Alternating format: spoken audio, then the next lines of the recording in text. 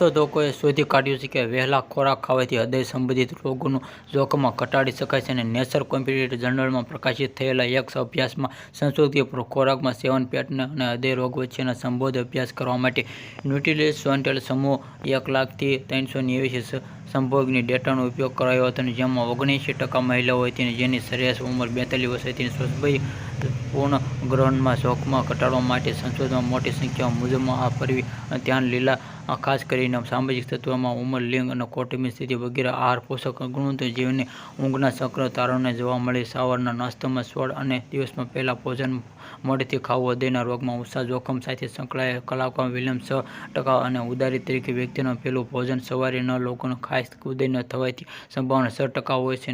8 કલાક વાગ્યે આ ભોજન ખાય થાય 8 વાગ્યા પહેલા ખાવાથી સરખામણી 9 વાગ્યા પછી ખાવાથી મગજના કંટ્રોલ અને 28% આ કારણે વધુ સંશોધન કાઢ્યા. દિવસમાં છેલ્લા ભોજન એક દિવસમાં ભોજન વચ્ચેના લાંબો સુધી ટકાવારીથી આ દિવસમાં છેલ્લું ભોજન વધુ સંશોધનમાં શોધી કાઢ્યું હતું અને આ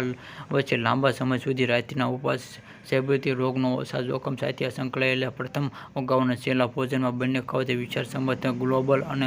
વિશ્વમાં મૃત્યુપૂર્ણ કારણ દરમિયાન રોગ રહે છે. અને આ 7 મિલિયનમાં ખોરાકો કારણે આ વિકાસમાં પ્રગતિ કારમાં સંશોધકો પશ્ચિમ સમાજની આધુનિક ચાલચલણ ચોક્કસ માટે નાસ્તાનો વધુ સંશોધન કાઢ્યું છે અને રાત્રિના ઉપવાસમાં સાથે આ છેલ્લું ભોજન લેવાની આદત અપનાવી હૃદયના રોગના જોખમને રોકવામાં મદદ મળી શકે છે.